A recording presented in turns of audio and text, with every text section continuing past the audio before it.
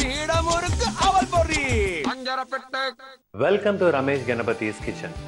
Everest மசாலாவின் அஞ்சரை பெட்டி செஃப் செக்மெண்ட் ஸ்பெஷல். இன்னைக்கு நம்ம என்ன பார்க்க போறோம்? நாள்தோறும் ஒரு சுவை இல்லையா? இன்னைக்கு என்ன சுவை அப்படின்னு சொல்லும்போது பார்த்தீங்கன்னா, இந்த ரெசிபி நான் சொல்றதுக்கு முன்னாடி இந்த ரெசிபி சொன்னோன்னே எல்லாரும் கண்டிப்பா அப்படின்னு ஒரு உச்சி கொட்டுவாங்க. ஏன் அப்படின்னா அவ்வளோ ஒரு டேஸ்டியான ரெசிபி அப்படின்னு நம்ம சொல்லலாம். என்ன அப்படின்னு பார்த்தீங்கன்னா, எல்லாருக்கும் ஒரு பிடிச்சமான ஒரு விஷயம் பன்னீர் பட்டர் மசாலா.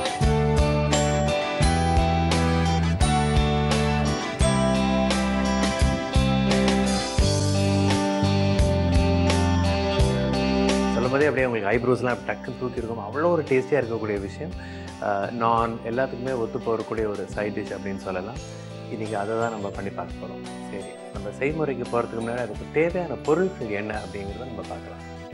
பன்னீர், வெங்காயம், தக்காளி, காய்ந்த மிளகாய், பூண்டு, முந்திரி பருப்பு, கசூரி மேத்தி, வெண்ணெய், ஃப்ரெஷ் க்ரீம், சிவப்பு மிளகாய் தூள், கரம் மசாலா, தேவையான அளவு எண்ணெய் மற்றும் தேவையான அளவு உப்பு. முதல்ல அடுப்பை பற்ற வச்சுட்டு தேவையான அளவு தண்ணி.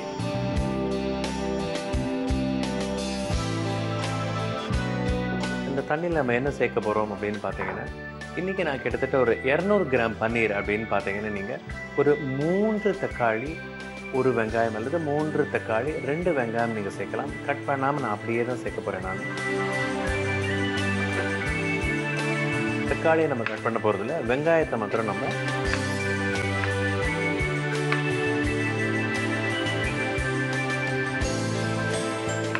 இதுக்கு இன்னும் பன்னீர் பட்டர் மசாலா அப்படின்னு சொல்கிறதோட ஈஸி பன்னீர் பட்டர் மசாலா அப்படின்னு சொல்லலாம். எல்லாரும் பட்டர் மசாலா, பன்னீர் பட்டர் மசாலா ரொம்ப ஒரு கஷ்டமான விஷயம் அப்படின்னு நினைக்கிறாங்க. கண்டிப்பாக இல்லவே இல்லை. ஸோ முழுசாக தக்காளி சேர்த்துருக்கோம். தக்காளி அப்படின்னு சொல்லும்போது பார்த்தீங்கன்னா, நீங்கள் சம அளவு கூட எடுக்கலாம். அதாவது 4 சேர்க்குறீங்க அப்படின்னு நீங்கள் பார்த்தீங்க, கிட்டத்தட்ட ஒரு 2 நாட்டு தக்காளி மற்றும் 2 பெங்களூர் தக்காளி. அதாவது நாட்டு தக்காளி அப்படிங்கிறது வந்து நல்ல ஒரு புளிப்பாக இருக்கும். பெங்களூர் தக்காளி அப்படின்னு பார்த்தீங்கன்னா கொஞ்சம் அது ஸ்வீட்டிஷாக நல்ல ஒரு சத்து நிறைந்த தக்காளியாக இருக்கும். ரெண்டும் நீங்கள் சம அளவு தாராளமாக சேர்க்கலாம். இதோட ஒரு 6லேருந்து ஒரு 7 முந்திரி பருப்பு, நம்ம முழு முந்திரி பருப்பு சேர்க்கலாம். அப்புறம் பூண்டு ஒரு 3 பூண்டு முழுசாக சேர்த்துருக்கோம். இதில் காய்ந்த மிளகாய் நம்ம சேர்க்குறோம். தனியாக வேறு நம்ம அதாவது ரெட் சில்லி பவுடர் கூட நம்ம சேர்க்க போகிறோம். பார்த்திங்கன்னா காய்ந்த மிளகாய், அதாவது ஒரு கடாய் வச்சுருக்கோம். அதில் நல்லா தண்ணி கொதித்த உடனே நம்ம முழுசாக நறுக்காமல் தக்காளி, வெங்காயம் தோல் நீக்கிட்டு ஓரளவுக்கு டைஸ் பண்ணி நீங்கள் வெங்காயம், அப்புறம் வந்து காய்ந்த மிளகாய், பூண்டு மற்றும் ஒரு 7லேருந்து 8 முழு முந்திரி பருப்பு. இது என்ன பதத்துக்கு வரணும் அப்படின்னு நான் சொல்கிறேன். அதாவது நல்லா கொதிக்கும் போது அந்த தக்காளி நீங்கள் பார்த்தீங்கன்னா அதாவது வெடித்து வரும். அதாவது ஃபுல்லாக உடஞ்சிடக்கூடாது, வெடித்து வர நிலையில் அப்படின்னு பார்த்தீங்கன்னா எல்லாமே ஈவனாக குக் ஆகிருக்கும் உங்களுக்கு. அதுதான் வந்து இதோட ரைட் கன்சிஸ்டன்சி அப்படின்னு நம்ம சொல்லலாம். சரிங்களா? ஸோ இது நல்லா கொதித்து வரட்டும். இது ஒரு 5 நிமிஷம் நம்ம வெயிட் பண்ணலாம். இப்போ பார்த்தீங்கன்னா கிட்டத்தட்ட ஒரு 5 நிமிஷம் அந்த தக்காளி நான் சொன்னேன் வெடிக்கிற பதம் அப்படிங்கிறது சரியாக இருக்கும். இப்போ பார்க்கலாமா தக்காளி வெடிச்சிருக்காங்க? எஸ், நீங்கள் பார்த்தீங்கன்னா உங்கள் ஸ்க்ரீனை நீங்கள் தாராளமாக பார்க்கலாம். ரொம்ப அழகாக அந்த தக்காளி அப்படிங்கிறது உங்களுக்கு வெடித்து வந்திருக்கு. ஸோ தக்காளி நல்லா குக் ஆகிருக்கும், ஆனியன்ஸ் குக் ஆகிருக்கும், அந்த ரெட் சில்லிஸ் மற்றும் பூண்டு மற்றும் முந்திரி பருப்பு எல்லாமே நல்லா வந்திருக்கும். இப்போ நம்ம அடுப்பை அணைச்சிட்டு தயவு செஞ்சு இந்த தண்ணியை நீங்கள் கொட்டாதீங்க. இது ஒரு நல்ல ஒரு ஆடட் ஃப்ளேவர் உங்களோட பன்னீர் பட்டர் மசாலாவுக்கு கண்டிப்பாக கிடைக்கும். ஸோ எப்படி நம்ம வந்து இந்த சூப்ஸ்லாம் பண்ணும்போது அந்த கொதிக்க வைக்கிற அந்த வெஜிடபிள் ஸ்டாக் அப்படின்னு சொல்லுவோம், அதை நம்ம கண்டிப்பாக வேஸ்ட்டே பண்ண வேண்டாம்.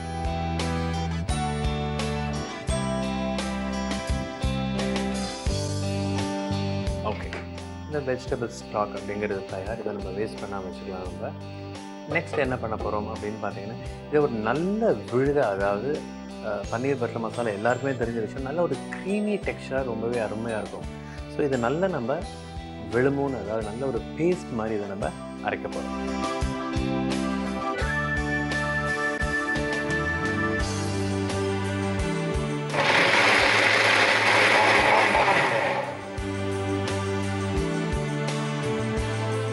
நல்ல ஒரு க்ரீம், அதாவது அந்த பன்னீர் பட்டர் மசாலாவுக்கு எக்ஸாக்டாக என்ன கலர் இருக்குமோ அந்த கலர் வந்திருக்குது. அகேன் இந்த மிக்ஸி ஜார் இருக்கிறது நம்ம கண்டிப்பாக வேஸ்ட் பண்ணவே போகிறதில்ல. இதை நம்ம வாஷ் பண்ணி எப்போ ஊற்றணுமோ அப்போ ஊற்றிடலாம். இப்போ நம்ம அடுப்பை பற்ற வைக்கலாம். ஸோ பன்னீர் பட்டர் மசாலா அப்படின்னு சொல்லும்போது கண்டிப்பாக இது கொஞ்சம் தாராளமாக வெண்ணெய் சேர்த்தாலும் once in a while okay, no problem. இப்போ சொல்கிற மாதிரி எக்ஸசைஸ் பண்ணி அதோட ஃபேட் கலோரிஸ் இதெல்லாம் நம்ம பேர்ன் பண்ணிடலாம். சரிங்களா? அடுப்பை பற்ற வச்சுருக்கோம், கடாய் சூடாக இருக்குது. ஸோ இதில் நம்ம நான் சொன்ன மாதிரி இன்னும் கொஞ்சம் தாராளமாக நம்ம வைக்கலாம். நம்ம வெறும் அது ஒரு பிளான்ச்சிங் அடுத்த ஸ்டேட்டுக்கு நம்ம வதக்கியிருக்கோம், நல்லா வேக வச்சு எடுத்துருக்கோம். ஸோ பட்டர், கொஞ்சமாக ரிஃபைன்ட் ஆயில். என்ன பண்ண போகிறோம் அப்படின்னு பார்த்தீங்கன்னா ஸ்ட்ரைட்டாக இதில் வந்து நம்ம வந்து ஒரு பிரிஞ்சி இலை அதெல்லாம் ஒன்றுமே சேர்க்க போகிறல. ஏன்னா ஹோல்சமாக ஒரே ஒரு மசாலா சேர்க்க போகிறோம், அதாவது கரம் மசாலா.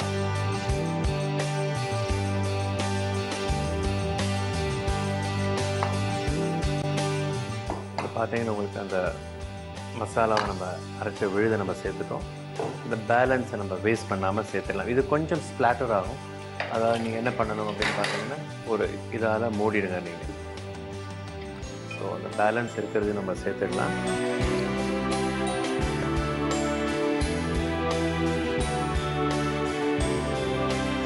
ஸோ இந்த டைமில் நம்ம என்ன சேர்க்க போகிறோம் அப்படின்னு பார்த்தீங்கன்னா இனிஷியலாக முதல்ல கொஞ்சம் கரம் மசாலா சேர்க்கலாம். இன்னொன்று நிறைய நீங்கள் ஹோட்டல்ஸில் பார்த்தீங்கன்னா அதோட மசாலோட ஃப்ளேவர் ரொம்ப ஸ்ட்ராங்காக ரொம்பவே நல்லாயிருக்கும், சட்டிலாக இருக்கும். பட் ஃப்ளேவர் ரொம்ப அதோட சீக்ரெட் இன்னொன்று என்னென்னு பார்த்தீங்கன்னா நீங்கள் ஜென்ரலாக எனி மசாலாஸ் நீங்கள் கரம் மசாலா போட்டு நீங்கள் வதக்கும் போது அதுக்கப்புறம் இறக்கிறதுக்கு முன்னாடி அதை ஒரு கையில் எடுத்து ஒரு 2-3 சிட்டிகை நீங்கள் அப்படின்னு சேர்த்திங்கன்னா அது இன்னுமே நல்ல ஃப்ளேவராக இருக்கும் உங்களுக்கு.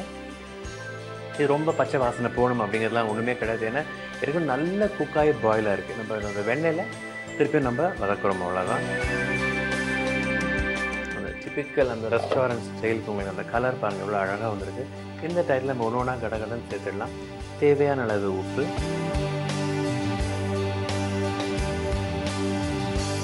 ஏற்கனவே மிளகாய் சேர்த்துக்கும். உங்களுக்கு இன்னுமே அந்த பன்னீர் பட்டர் மசாலா ஜென்ரலாக பார்த்தீங்கன்னா ஸ்பைஸ் அப்படிங்கிறது கொஞ்சம் கம்மியாக தான் இருக்கும். உங்களுக்கு இன்னும் தூக்கலாக வேணும் அப்படிங்கிற பட்சத்தில் நீங்கள் என்ன பண்ணலாம் அப்படின்னு பார்த்தீங்கன்னா சும்மா எனக்கு ஸ்பைஸ் கொஞ்சம் ஸ்லைட்டாக இருந்தால் நல்லாயிருக்கும் அப்படிங்கிறனால நான் சேர்க்குறேன். நான் உங்களுக்கும் ஸ்பைஸ் பிடிக்கும், நீங்கள் தாராளமாக சேர்க்கலாம்.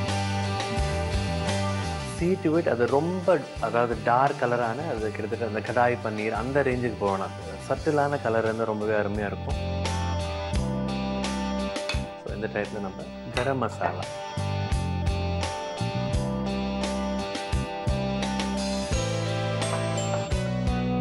உலர்ந்த வெந்தயக்கீரை, அது எல்லாருக்குமே இப்போ பரிச்சயமாக இருக்கும். அதாவது கசூரி மேதி என்ன சொல்லப்படும் உலர்ந்த வெந்தயக்கீரை. நீங்கள் அப்படியே சேர்த்து அது ஃப்ளேவர் இருக்காது. நல்ல கிறிஸ்பியாக இருந்தது அப்படின்னா நீங்கள் இந்த மாதிரி கையில் கசக்கி நீங்கள் சேர்த்தீங்க அப்படின்னு பியூட்டிஃபுல்லான பவுடர் கிடைக்கும். அதை நம்ம சேர்க்குறோம். மீன் வாயில் என்ன பண்ண போகிறோம், எல்லாமே நம்ம சேர்த்தாச்சு. பன்னீர் ஒன்று தான் நமக்கு பாக்கி. பன்னீரை நம்ம கட் பண்ணி சேர்த்துறோம். பன்னீர் எப்போதுமே ரொம்ப குக்கானம் அப்படிங்கிறது கிடையாது. ரொம்ப குக்கான அது கொஞ்சம் ரப்பர் மாதிரி ஆகிடும். அது எவ்வளோ ஒரு மிதமான ஒரு குக்கிங் அப்படி இறக்கிறதுக்கு முன்னாடி அதாவது சேர்த்துட்டு ஒரு 2லேருந்து ஒரு 3 நிமிஷம் குக்கான உங்களுக்கு போதும். உங்களுக்கு எவ்வளோ பிடிச்ச சைஸ், உங்களுக்கு சில பேருக்கு நல்லா ஒரு பெரிய கிட்டத்தட்ட ஒரு ஷேப்பில் வேணும்னா நல்லா நீங்கள் பெருசாக கட் பண்ணிக்கலாம். சில பேர் கொஞ்சம் சின்ன சின்னதாக வேணும் அப்படின்னு நீங்கள் அப்படியே கட் பண்ணிக்கலாம். அதே இதோடு நம்ம சேர்த்துடுறோம். இல்லை பார்த்தீங்கன்னா மஞ்சள் தூள் அதெல்லாம் ஒன்றுமே நம்ம சேர்க்கலை. இன்னொன்று என்ன அப்படின்னு பார்த்தீங்கன்னா நிறைய பேருக்கு அந்த பன்னீர் பட்டர் மசாலா கொஞ்சம் அந்த ஸ்வீட் டேஸ்ட் இருக்கிறது அப்படி ரொம்பவே பிடிக்கும். ஸோ நீங்கள் சுகர் வேணும் அப்படின்னு நினச்சிங்கன்னா ஒரு 1/2 டீஸ்பூன் சுகர் சேர்க்கலாம். அதுக்கப்புறம் இன்னுமே ஃப்ளேவர் நல்லா வேணும் அப்படின்னு நினச்சிங்கன்னா ஒரு 1/2 டீஸ்பூன் ஹனி அது கூட சேர்த்தா கூட ரொம்பவே நல்லாயிருக்கும். அதாவது தேன் வந்து அவங்க விருப்பம் அது. பட் சுகர் நீங்கள் தாராளமாக சேர்க்கலாம், ரொம்பவே நல்லாயிருக்கும். சரி, இது தக்காளி ஏற்கனவே சேர்த்துருக்குன்னா ரெடிமேடாக வீட்டில் வந்து டொமேட்டோ சாஸ் இருக்கும், அதுவும் நீங்கள் ஒரு 1/2 டீஸ்பூன்லேருந்து அல்லது 1 டீஸ்பூன் வரைக்கும் தாராளமாக சேர்க்கலாங்க. நான் சொன்ன மாதிரி ரொம்ப குக்கானமில்ல, பன்னீர் போட்டோன்னே உங்களுக்கு அந்த சூட்டே நல்லா சாஃப்ட் ஆகிடும். அது என்ன அடுத்தது மெயினானது என்ன சேர்க்க போகிறோம் அப்படின்னு பார்த்தீங்கன்னா ஃப்ரெஷ் க்ரீம். ஃப்ரெஷ் க்ரீம் அப்படிங்கிறது எல்லார் வீட்லையும் இல்லை அப்படின்னு நினச்சிங்கன்னா பால் ஆடை நீங்கள் வீட்டில் அன்றைக்கி வந்து காய்ச்சின பால் ஆடை வந்து நிறையவே இருக்கும். நிறைய பேர் அது காஃபியில் விழுந்துடும். அந்த பாலாடையை நம்ம வடிகட்டி தூக்கி போட்டுருவோம். ஸோ அந்த பாலாடையை தூக்கி போடாமல் நீங்கள் எடுத்து வச்சுருந்தீங்கன்னா நத்திங் பட் அதுதான் ஃப்ரெஷ் க்ரீம், நல்லா பீட் பண்ண ஃப்ரெஷ் க்ரீம் அது. ஸோ பாலாடை தாராளமாக நீங்கள் சேர்க்கலாம். ஃப்ரெஷ் க்ரீம் சேர்க்குறேன்.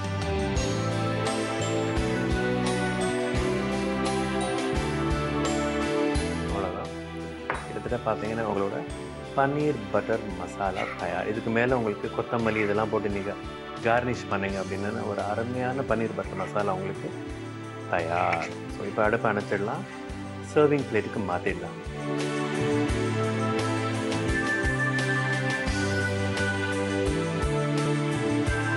கொஞ்சம் ஃப்ரெஷ்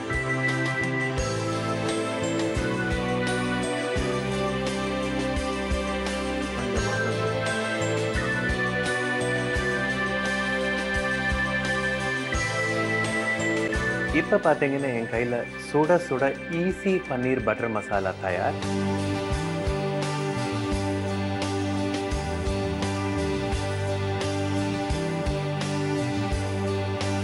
இது செய்கிறது எப்படின்னு அப்படிங்கிறத நம்ம ஒரு தடவை பார்த்துடலாம். ஈஸி பன்னீர் பட்டர் மசாலா செய்முறை.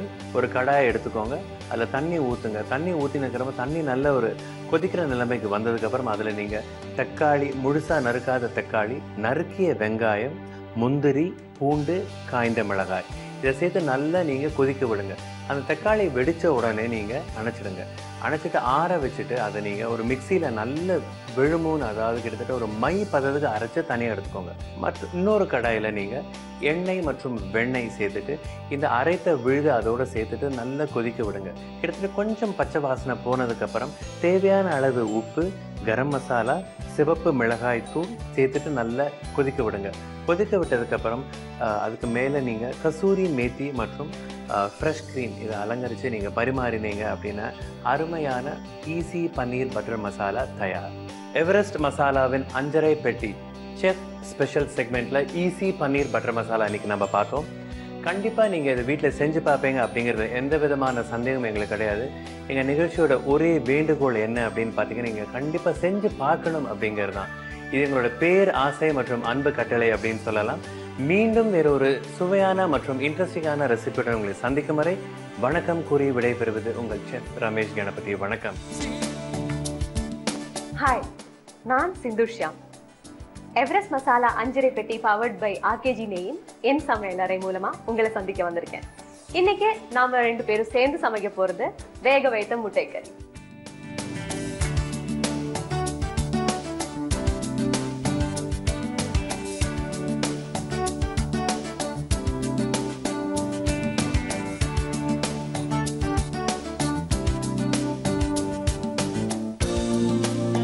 தேவையான பொருட்கள்: முட்டை, மிளகுத்தூள், இஞ்சி பூண்டு விழுது, உப்பு, சீரகத்தூள், மஞ்சள் தூள், தக்காளி, தனியாத்தூள், மிளகாத்தூள், கொத்தமல்லி இலை, கொடமிளகா, வெங்காயம், எண்ணெய், லெமன். நாம முதல்ல பண்ண போறது என்னன்னா, இந்த முட்டையை உடைத்து வேக வைக்க போறோம். எப்பவுமே நாம அவிச்சு அந்த முட்டையை அப்படியே குழம்புல போடுறது வழக்கம். ஆனா இந்த குழம்பு கொஞ்சம் ஒரு சின்ன ட்விஸ்டோட. சரி, அப்ப ஆரம்பிக்கலாமா? இந்த முட்டையை உடைக்கும் போது ஒரு சில பேருக்கு அந்த ஸ்மெல் பிடிக்காது. அதுக்காக அடிக்கிற அந்த டைம்லயே ஒரு லெமனோட ஜூஸ் கொஞ்சம் ஆட் பண்ணிட்டீங்கன்னா அந்த கவுச்சி ஸ்மெல் ரொம்ப தெரியாது. ஸோ ஃபர்ஸ்ட் நாம இந்த முட்டையை நல்லாவே அடிக்கணும். கொஞ்சோண்டு லெமன் ஜூஸ் இதில் ஆட் பண்றேன். கொஞ்சோண்டு உப்பு, மிளகுத்தூள், இத்தனையும் போட்டு இந்த முட்டை நல்லா அடிக்கிறோம். நல்லா பீட் பண்ணும்போது அந்த ஸ்மெல் எல்லாமே அதுக்குள்ளேயே போயிடும். முட்டை எல்லாருக்கும் தெரியும், நிறைய விட்டமின்ஸ், நியூட்ரியன்ஸ் எல்லாம் இருக்கிற ஒரு உணவு வகை. டயட் பண்ணுறவங்க எல்லாம் எக் ஒயிட்ஸ் நிறைய சாப்பிடலாம்னு சொல்லுவாங்க. யாக்கில் மெயினாக நிறைய ஃபேட் கண்டென்ட் இருக்கிறதுனால கொலஸ்ட்ரால் கண்டென்ட்டும் கொஞ்சம் அதிகம். ஸோ டயபெட்டிக் அந்த மாதிரி ஏஜ்டாக இருக்கிறவங்க எல்லாம் சாப்பிடும்போது கொஞ்சம் ஜாக்கிரதையாக சாப்பிடணும். பட் எக் ஒயிட்ஸ் நிறைய சாப்பிட்டா அது நம்ம ஹேருக்கு, ஸ்கின்னுக்கு அந்த ப்ரோட்டீன்ஸ் நிறைய கொடுக்கறதுனால ரொம்ப பெனிஃபிட்டான ஒரு உணவு வகை. ஸோ எக்கை நல்லா பீட் பண்ணிட்டேன். இப்போ நம்ம அடிச்சு வச்ச முட்டையை வந்து வேக வைக்கலாம். இது ஸ்டீம் பண்ணுறதுக்கு குக்கரில் தண்ணி ஊற்றணும்.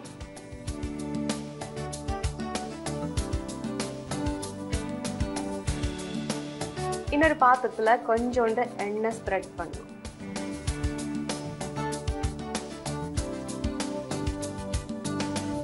வேக வச்சுட்டு எடுக்கும்போது அது ஒட்டாமல் இருக்கிறதுக்கு. ஸோ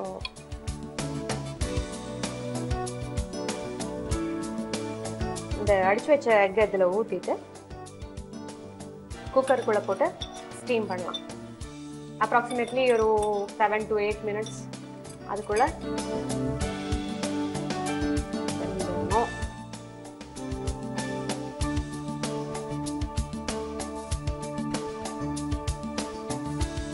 இந்த முட்டை கறி பண்ணும்போது நிறைய நம்மளுக்கு ஆப்ஷன்ஸ் இருக்கு. ஏன்னா இப்போ நம்ம இந்த வேக வச்சு பண்றது போல பனியார அதுலேயும் ஊற்றி அந்த பால்ஸ் மாதிரி குட்டி குட்டியா அது ஒரு டிஃப்ரெண்ட் ஷேப்ல சேம் மசாலாஸ் யூஸ் பண்ணிட்டு ஒரு வெரைட்டியான எக் கறி நம்ம ரெடி பண்ணலாம். இப்போ இது வேகிறதுக்குள்ள மீதி பொருட்கள் எல்லாம் நம்ம ரெடி பண்ணலாம். ஸோ இதுக்கு வந்து தக்காளியை அரைக்கணும். இந்த எக்கை வந்து நிறைய ஆப்ஷன்ஸ்ல பண்ணலாம்னு சொன்னேன்ல. நம்ம ஆம்லெட் பண்ணும்போது கூட அதில் வெஜிடபிள்ஸ் சாப் பண்ணிட்டு ஆட் பண்ணலாம். அப்புறம் எகெயின் அந்த எக்கை பீட் பண்ணும்போது அதில் கொஞ்சோண்டு ஒரு டீஸ்பூன் பால் ஊற்றினா நல்ல சாஃப்டான ஆம்லெட்ஸ் நம்ம பண்ணலாம். ஆக்சுவலி நம்ம சிக்கன் குழம்பு ஆர் மட்டன் அந்த மாதிரி எல்லாம் பண்ணிட்டு அடுத்த நாளைக்கு பேலன்ஸ் வரும்ல. ஸோ அதுலேருந்து அந்த மசாலாவை எடுத்துட்டு அது கூட எக்கில் பீட் பண்ணி நம்ம டேஸ்டியான ஒரு டிஃப்ரெண்ட்டான ஆம்லெட் அந்த மாதிரி கூட பண்ணலாம். இப்போ இந்த விழுது ரெடி பண்ணலாம்.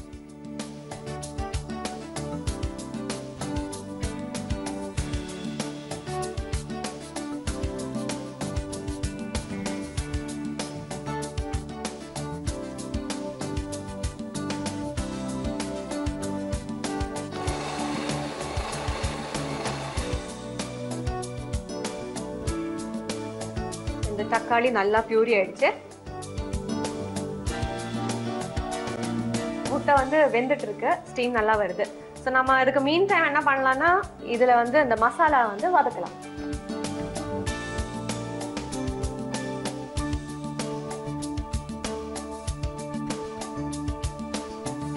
இந்த கடாயில வந்து எண்ணெய் ஊற்றி ஆமலா நம்ம எப்பவுமே குழம்புக்கு பண்ற போல எக் கறி வந்து டிஃப்ரெண்ட் மெத்தட்ஸில் வைக்கலாம்னு சொன்னால.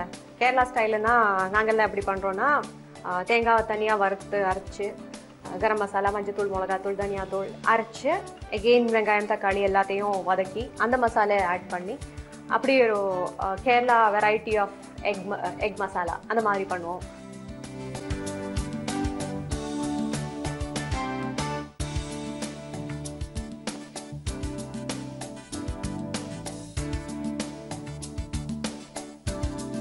இஞ்சி பூண்டு பேஸ்ட், வெங்காயம், கொஞ்சோண்டு உப்பு சேர்த்துக்கலாம்.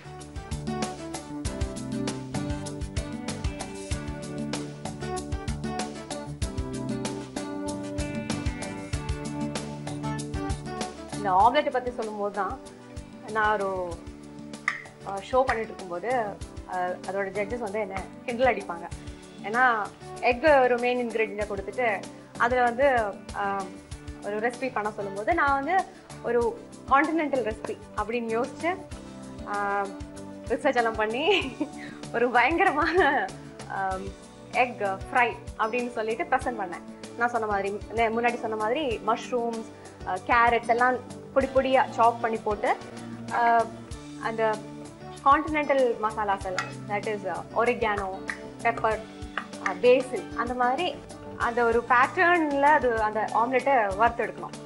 ஸோ கொஞ்சோண்டு அது பேனில் ஊற்றி அது வந்து அப்படி ஃபோல்ட் பண்ணி அப்புறம் இன்னொரு ஸ்பூன் ஆஃப் ஆம்லெட் ஊற்றி அதை வச்சுட்டு நான் இன்னொரு எபிசோடில் பண்ணி காமிக்கிறேன். பாயில் ஆயிடுச்சு. ஸோ நான் வந்து ஆஃப் பண்ணுறேன். Coming back to story. So எல்லாத்தையும் பண்ணி அதோட அரேஞ்ச்மெண்ட்டில் வந்து ஹார்ட் மாதிரி தெரியும். அந்த மாதிரி எல்லாம் ப்ரெசென்ட் பண்ணி பயங்கரமாக ஷெஃப் கிட்ட கொண்டு போனேன். ஸ்பானிஷ் எக் ஃப்ரை அப்படின்னு பயங்கரமான ஒரு பேர் கொடுத்தேன். இது நம்ம ஆம்லெட் தானே அப்படின்னாரு. அப்படின்னு ஆயிடுச்சு. ஸோ அதுலேருந்து அவரே சொல்லுவார், நீங்கள் வந்து ஆம்லெட் பண்ணுறீங்கன்னா அதுக்கு முன்னாடி சொல்லிட்டு செய்யுங்க, எதுவாக இருந்தாலும் அது ஆம்லெட் தான். ஆனால் அந்த ஆம்லெட்லேயும் அந்த எக் போட்டு நம்ம different spices and different vegetables போட்டு பண்ணும்போது ஒவ்வொரு ஆம்லெட்டுக்கும் ஒவ்வொரு டேஸ்ட் இருக்குது, ஒவ்வொரு ஃப்ளேவர் இருக்குது. ஸோ அது சொல்கிறதுக்காக தான் நான் அந்த கதை சொன்னேன். இப்போ நம்ம வெங்காயம் நல்லா வதங்கிருக்கு. நம்ம ஸ்பைசஸ் ஆட் பண்ண வேண்டியது மிளகாத்தூள், சீரகத்தூள், கொஞ்சோண்டு சீரகத்தூள், ஒரு 1/4 டீஸ்பூன் மஞ்சள் தூள்,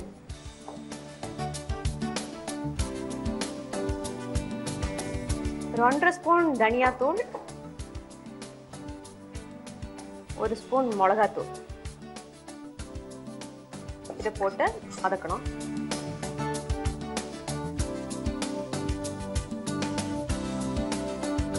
ஸோ இது வெங்காயம் நம்ம மசாலாஸ் எல்லாம் போட்டது வதங்கிட்டு இருக்கு. நான் கொஞ்சம் இன்னும் எண்ணெய் ஆட் பண்ணுறேன். தென் அரைச்சி வச்ச தக்காளி விழுது,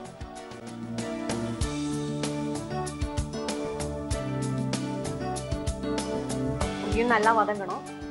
அந்த டைமில் நம்ம இந்த அவிச்சு வச்சிருக்கிற எக் கொஞ்சம் கூல் டவுன் ஆகட்டும். ஸோ கூல் டவுன் ஆன பிறகு வெளியில் எடுத்து கட் பண்ணிடலாம். எக் வெளியில் எடுத்துடலாமா?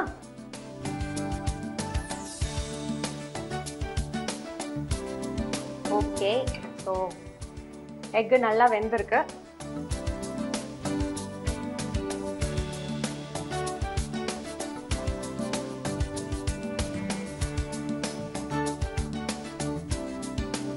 இப்போ பார்த்தீங்களா நம்ம எக்கு வெந்தது எப்படி இருக்குன்னு. குடமிளகாய் நம்ம யூஸ் பண்ணோம். இந்த மசாலா போட்ட தக்காளி வெங்காயம் எல்லாமே நல்லா வதங்கியிருக்கு. ஸோ நம்ம மீன் டைம் குடமிளகாவையும் கட் பண்ணி அதில் ஆட் பண்ணிடலாம். குடமிளகாவுக்கு வந்து ஒரு தனி டிஸ்டிங்க் ஃப்ளேவர் இருக்குது. அந்த மாதிரி சைனீஸ் ரெசிபிஸ்லேயும் குடமிளகா வந்து நிறைய யூஸ் பண்ணுவாங்க. நம்ம இந்த வேக வைத்த முட்டை கறிக்கு we are using குடமிளகா. குடமிளகா ஆட் பண்ணுறேன்.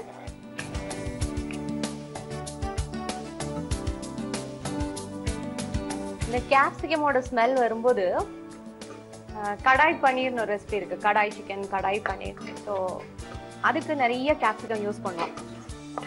அந்த மாதிரி கேப்சிகம் நல்லா வதங்குது.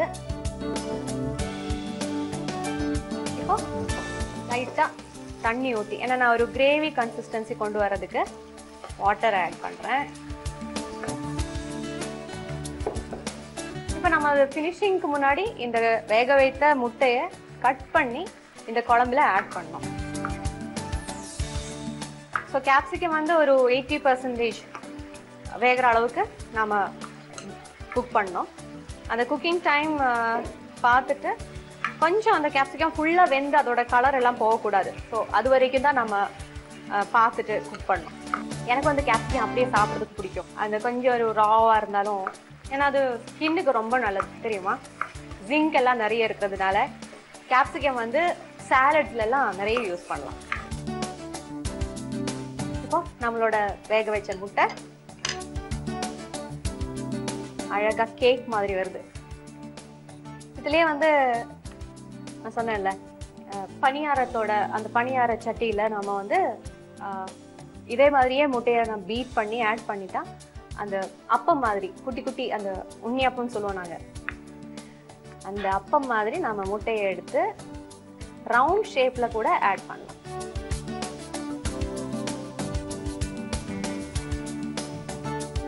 பார்க்கறதுக்கு பன்னீர் மாதிரி கூட இருக்குல்ல.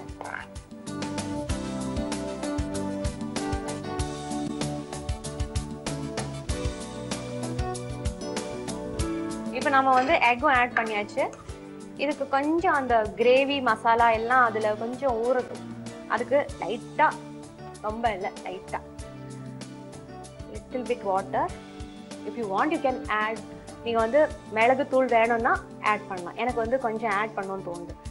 ஸோ கொஞ்சம் அந்த மிளகு தூள் போட்டுட்டு இதை ஒரு 2 மினிட்ஸ் நம்ம அடைச்சி வச்சுட்டு குக் பண்ணலாம். ஸோ தட் அந்த மசாலா எல்லாமே நல்லா மிக்ஸ் ஆகிடும். ஸோ அந்த டைமில் நம்ம ஒரு ரீகேப் பார்க்கலாம்.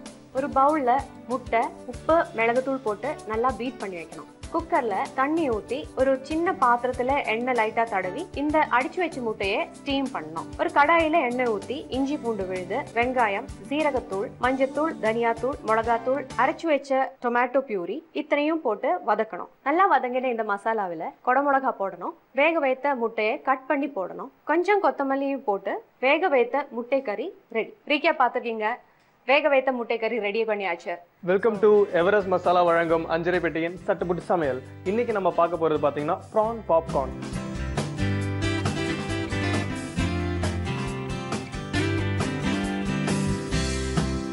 நம்ம நார்மலா படம் பார்த்து நார்மலான ஒரு பாப்கார்ன் தான் பார்த்துருப்போம். இது ஒரு டிஃப்ரெண்டான ப்ரான் பாப்கார்ன். முதல்ல அதுக்கு தேவையான பொருட்கள் என்னன்னு பார்த்துடலாம். எறா, மிளகுத்தூள், மிளகாய்த்தூள், ஜீரகத்தூள், மாங்காத்தூள், கொஞ்சம் பிரெட் க்ரம், லெமன், முட்டை, கொஞ்சம் அரிசி மாவு, கொஞ்சம் கார்ன்மீல் இல்லை உங்ககிட்ட ஓட்மீல் இருந்தாலும் ஓகே, கொஞ்சம் க்ரீம், கொஞ்சம் சால்ட். ஃபஸ்ட்டு நம்ம எறாவை மேரினேட் பண்ண போகிறோம். அது எப்படி மேரினேட் பண்ணுறதுன்னு பார்த்துடலாம். தேவையான அளவு எறாவை தண்ணி இல்லாமல் நல்லா ட்ரையாக இருக்க எறாவை போட்டுக்கிட்டு ஃபஸ்ட்டு கொஞ்சம் உப்பு, லெமன். நீங்கள் ரொம்ப புளிப்பாக சாப்பிட்றீங்கன்னா கொஞ்சம் அதிகமாக ஆட் பண்ணிக்கலாம். நார்மலாக ஒரு வெஜ்ஜஸ் சொல்லுவாங்க, அந்த அளவுக்கு இருந்தால் போதும். கொஞ்சம் பெப்பர் பவுடர், கொஞ்சம் அம்ஜூர் பவுடர். இது மாங்காய் தூள் சொன்னோம் இல்லையா, அதுக்கு அம்ஜூர் பவுடர்னு இன்னொரு பேர் இருக்குது.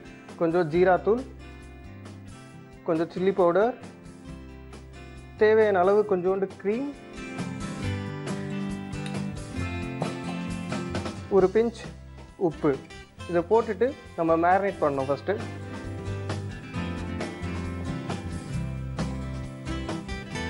மேரினேட் பண்ணி க்ரம் பண்ணுறதுக்குள்ளே நம்ம இதை ஃப்ரை பண்ண போகிறோம். அதுக்கான ஆயிலை சைட் பை சைடு ஊற்றி வச்சிடலாம்.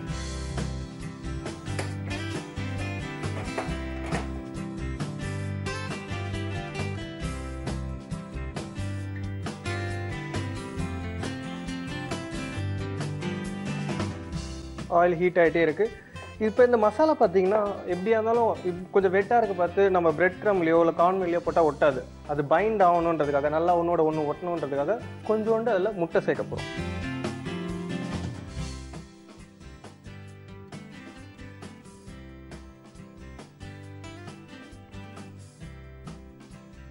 தேவையான அளவு சேர்த்தா போதும். நான் கொஞ்சம் கம்மியாக தான் எறா பண்ணுறேன், அதனால சும்மா ஒரு டீஸ்பூன் அளவு முட்டையை சேர்த்துருக்கேன்.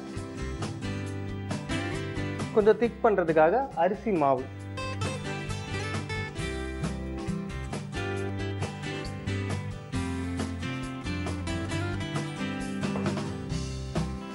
இதை என்ன பண்ண போறோம்னா நம்ம வச்சிருக்க பிரெட் க்ரம் ப்ளஸ் ஓட்மீல். ஓட்மீல் உங்ககிட்ட இல்லை, எங்கள் வீட்டில் வந்து கார்ன்ஃப்ளேக்ஸ் இருக்கு இல்லையா, பிரேக்ஃபாஸ்ட் சீரியல்ஸ் யூஸ் பண்ணுறோம் இல்லையா, அதை கூட நல்லா நுறுக்கி போட்டாலும் உங்களுக்கு அந்த எஃபெக்ட் கிடைக்கும். என்கிட்ட கார்ன்மீலே இருக்கிறதுனால ஓட்ஸ்ன்னு சொல்லுவோம் இல்லையா, அந்த ஓட்ஸ் இருக்கிறதுனால ஓட்ஸ் பிரெட் க்ரமையும் பிடிச்சி நான் க்ரம் பண்ணி ஃப்ரை பண்ண போகிறேன்.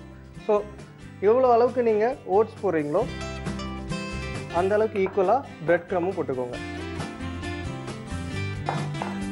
இது ரெண்டும் நல்லா மிக்ஸ் பண்ணிவிட்டு இதில் கொஞ்சம் நம்ம இதில் வந்து சீசனிங் இல்லைன்னா ப்ரான் சாப்பிட பார்த்து கொஞ்சம் சால்ட் கம்மியாக இருக்க மாதிரி இருக்கும். அதனால் இந்த க்ரம் கூட லைட்டாக சால்ட்.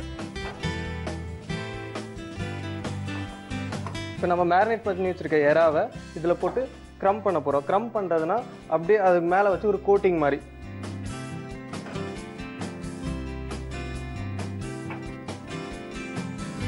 பார்த்தீங்களா, நல்லா கோட் ஆயிருக்கு. ஸோ இந்த மாதிரி தான் இருக்கணும். இல்லை எனக்கு சின்னதாக வேணும் அப்படின்னா ப்ரானை நீங்கள் அதுக்கு தகுந்த சைஸில் கட் பண்ணிக்கலாம்.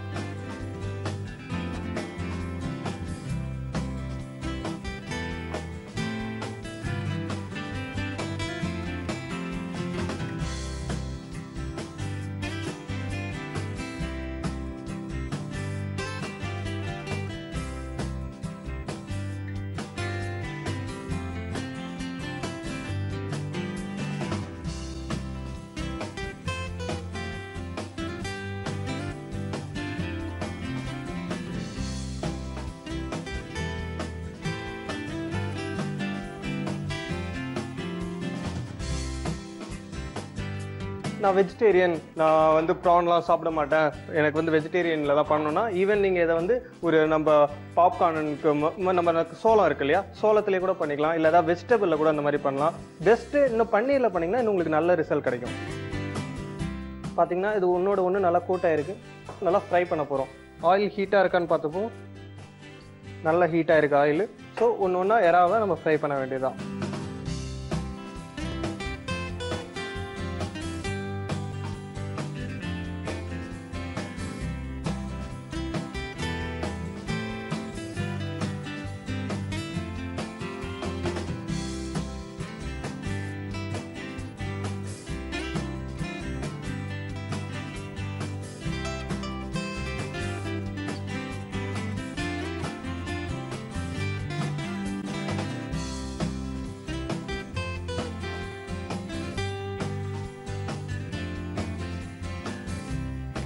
நல்லா ஒரு கோல்டன் ப்ரௌன் கலரில் ஆகிற வரைக்கும் ஃப்ரை பண்ணணும்.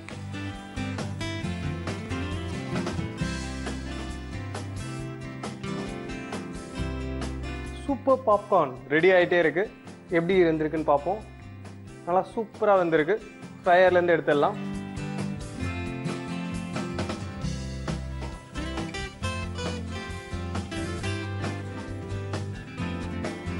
வீட்டில் நார்மலாக நம்ம வந்து ஒரு எறா தொக்கு இல்லை எறாவில் நம்மளுக்கு தெரிஞ்ச குழம்பு அதெல்லாம் பண்ணி அது மோஸ்ட்லி நிறைய குழந்தைங்க கூட விரும்ப மாட்டாங்க. இது பார்த்தீங்கன்னா ப்ரான் பாப்கார்னா என்ன இது டிஃப்ரெண்ட்டாக இருக்குது அப்படின்னு டேஸ்ட் பண்ணுவாங்க. கிறிஸ்பியாகவும் இருக்கும், சூப்பராகவும் இருக்கும். கண்டிப்பாக உங்களை மம்மி ஏன் ப்ரான் பாப்கார்ன் செய்ய மாட்டீங்கன்னு அடிக்கடி கேட்டு தொல்லை பண்ணுவாங்க.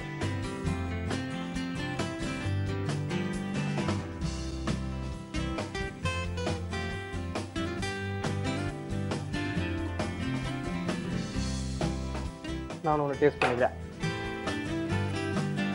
ரொம்ப சூப்பராக வந்திருக்கு. எனக்கு இன்னும் ஸ்பைசி வேணும், இல்லை நான் பண்ணதில் வந்து கொஞ்சம் லெமன் கம்மியாக இருக்குது, இது கம்மியாக இருக்குன்னா இன்னொரு ஆப்ஷனும் இருக்குது உங்களுக்கு. மேலே கொஞ்சம் பெப்பர் பவுடர், லைட்டாக லெமன் புழிஞ்சு விட்டுக்கலாம். அப்படி இல்லை கார்னிஷ் மாதிரி சென்டரில் வச்சும் கொடுக்கலாம். ஸோ ஒரு எக்ஸலண்ட்டான small very simple prawn popcorn is ready for you. இது செய்கிறதுக்கு நாட் ஈவன் 5 minutes. நீங்களே பார்த்துட்டே இருந்தீங்க. Not even 5 minutes. ஆயில் ஹாட்டாக இருந்தால் மேரினேட் பண்ண வேண்டியதான், திங்ஸ் எல்லாம் அப்படியே கோட் பண்ணிவிட்டு ஜஸ்ட் ஃப்ரை பண்ண வேண்டியதான். Very simple popcorn is ready for you.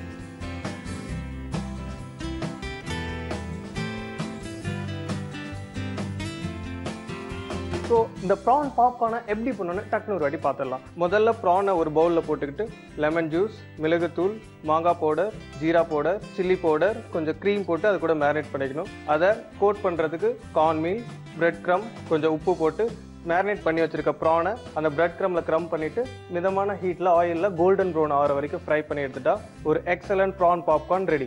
இன்னைக்கு பார்த்தீங்கன்னா ஒரு கிறிஸ்பி எம்மி ப்ரான் பாப்கார்ன் பார்த்தோம். இதே மாதிரி இன்னொரு சூப்பர் டிஷ்ஷோட நாளைக்கு உங்களை சந்திக்கிறேன். அன்டில் தென் எவரெஸ்ட் மசாலா வழங்கும் அஞ்சரைப்பட்டியின் சட்டப்பட்டு சமையல். வணக்கம் நேர்களே. நம்ம எவரெஸ்ட் மசாலா அஞ்சரைப்பட்டி நிகழ்ச்சியில் அனுராதா கிருஷ்ணமூர்த்தி மீண்டும் ஒரு சூப்பரான டிஷ்ஷோட வந்திருக்கேன். என்னோட சேர்ந்து நீங்களும் சமைங்க. இன்னைக்கு நான் பண்ண போகிறது மோர் கீரை.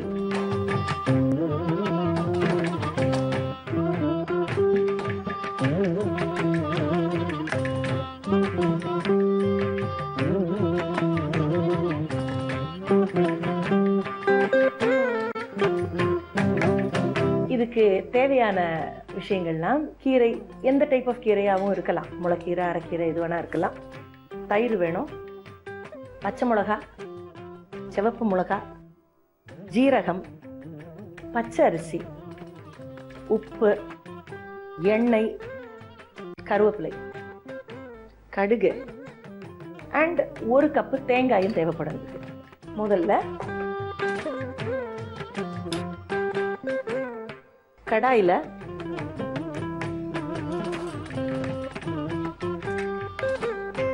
ஒரு இது ஆல்மோஸ்ட் டேபிள் ஸ்பூன் சைஸு, அதனால் 2 ஸ்பூன் எண்ணெய் விட்டுக்கோங்க. சரிங்களா?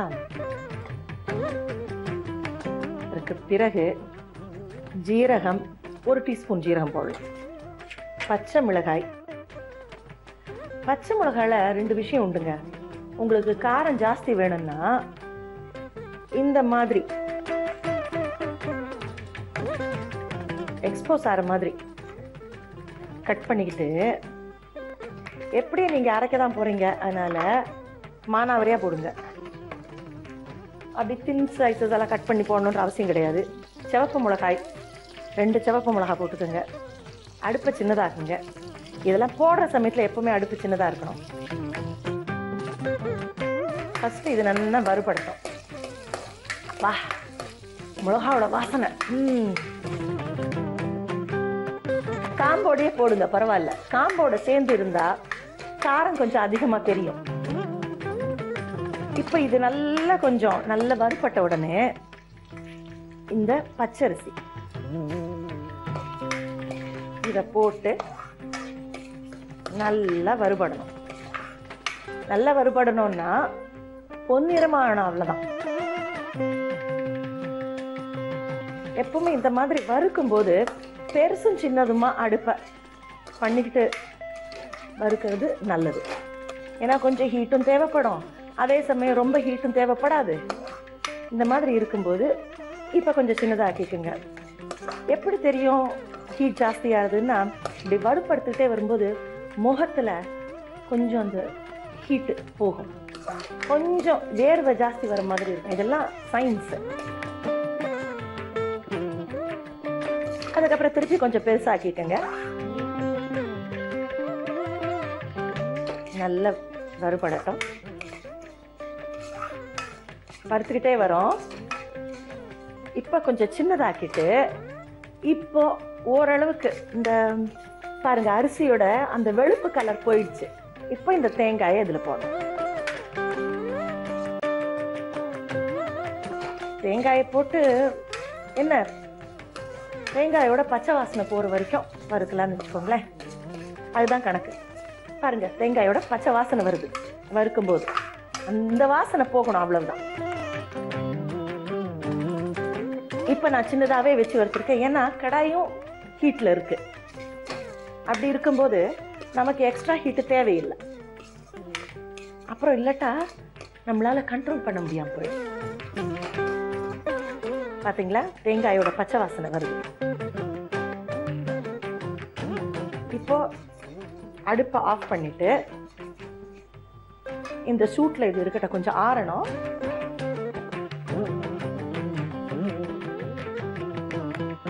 இப்போ இதுல நம்ம கீரையை ரெடி பண்ணிக்கணும். கீரையை நீங்க பொடியா தான் கட் பண்ணணும். முதல்ல தண்ணி விட்டுடுங்க. தண்ணி கொஞ்சம் கொதிக்கட்டும்.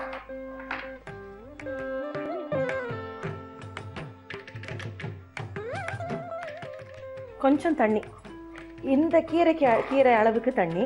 இதை நீங்கள் கட் பண்ண அப்புறம் தான் உங்களுக்கு இந்த கீரை எந்த அளவுக்கு பொடியாக கட் பண்ணுறது நல்லது, இல்லாட்டா எவ்வளோ பொடியாக முடியுமோ. கட் பண்ணும்போது ஒரு ட்ரிக் ஒன்று உண்டுங்க, எஸ்பெஷலி இந்த கத்தியில் கட் பண்ணும்போது. விரல்களை இப்படி வச்சு கட் பண்ணோன்னா எந்த நகமும் கட் ஆகாது. சீதா, அதே சமயம் பொடியாகவும் வரும்.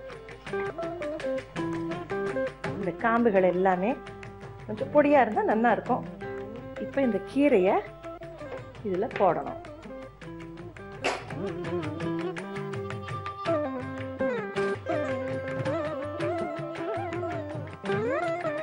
உப்பு தேவையான அளவு.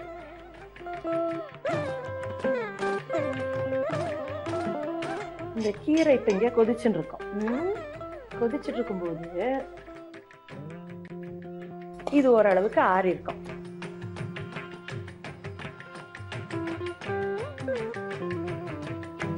இதை பண்ணிட்டு இந்த கீரை மேலே ஒரு கண்ணு வச்சுக்கணுங்க. ஏன்னா பொடி பொடியா கட் பண்ணிருக்கிறதுனால கீரை வந்து சீக்கிரமா ஆயிடும், பிரச்சனை இல்லை.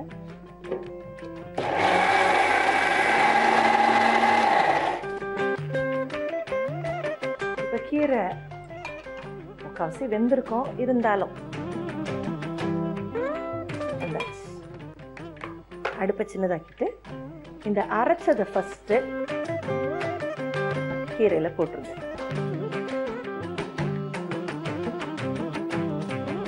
இதை நல்லா மிக்ஸ் பண்ணுங்க. ஃபஸ்ட்டு இந்த கீரையும் இந்த அரைச்சி விட்டதையும் அரைச்சி வச்சிருக்கிறத நல்லா சேர்ந்துக்கிட்டோம். இந்த பாத்திரத்தில் உங்களுக்கு அரைக்கிறதுக்கு கஷ்டமாக இருக்குது அப்படின்னா கொஞ்சம் பெரிய பாத்திரத்தில் ஷிஃப்ட் பண்ணிக்கலாம்.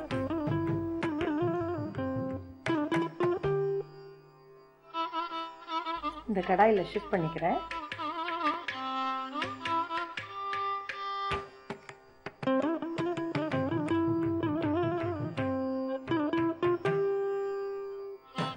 நல்ல எல்லா பீஸும் நல்லபடியாக சேர்ந்துக்கிறது தான் முக்கியம். இதில் நல்லா சேர்ந்துக்கிட்டு போதுமான அளவுக்கு நீங்கள் தண்ணி விட்டுக்கலாம். இதில் விட்டு, ஏன்னா எப்படி மோர்க்கீரைன்றது கொஞ்சம் தண்ணியாக இருக்கிற ஒரு டிஷ்ஷு தான், அதனால் போதுமான அளவுக்கு தண்ணி விட்டு இந்த கீரையும் இந்த அரைச்சி வச்சது எல்லாம் நல்லா சேர்ந்துட்ட பிறகு அடுப்பை சின்னதாக்கிட்டு இந்த தயிரை இந்த தயிர் விட்டாச்சுன்னா நேயர்களே ரொம்ப ஜாக்கிரதையாக இருக்கணும்.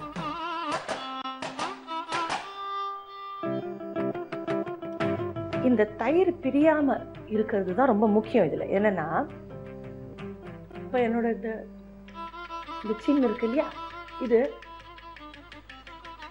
அவ்வளோதான் பொங்கணும். இது எப்படி இவ்வளோ உளுண்டு வந்தேனோ அவ்வளோதான் இது பொங்கணும்.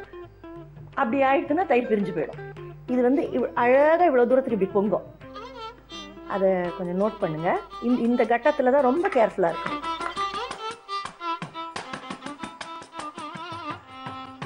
பெருசாக வச்சுட்டு இப்போ பாருங்க, கொஞ்சம் டான்ஸ் ஆடுது.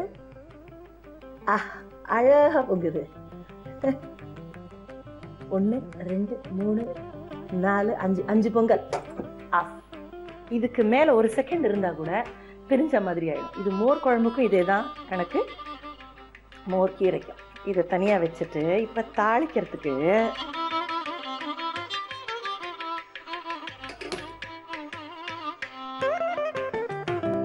தேங்காய் எண்ணெய் விட்டால் ரொம்ப நல்லா இருக்குங்க. தாளிக்கிறதுக்கு கடுகு வெடியட்டும். ஒரு காஞ்ச மிளகாய் விடிந்து கொண்டு இருக்கிறது. பாதி விடிஞ்சிருக்கு, மிச்ச பாதி இன்னும் விடியலை, விடிஞ்சிருக்கு. கருவேப்பிலை அவங்க இஷ்டத்துக்கு தான்ப்பா. இப்போ இது தலையில் இந்த கருவேப்பிலையை போட்டு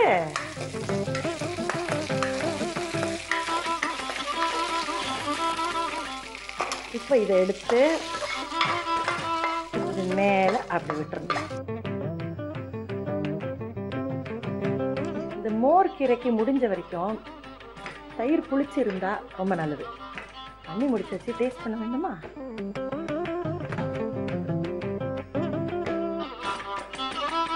ஐயோ, எக்ஸலன்ட், சூப்பர், ரொம்ப நல்லா வந்திருக்கு. இதுதாங்க மோர் கீரை தயார். மோர் கீரை செய்யும் முறை: கீரை எந்த டைப் ஆஃப் கீரை வேணால் வச்சுக்கலாம். பொடியாக கட் பண்ணி வச்சுக்கிறது. ஃபஸ்ட்டு எண்ணெய் விட்டுட்டு ஒரு 1/2 ஸ்பூன் சீரகம், 2 பச்சை மிளகாய், 2 காஞ்ச மிளகாய், 1 கப் பச்சரிசி போட்டு நல்லா வதக்கிக்கிறது.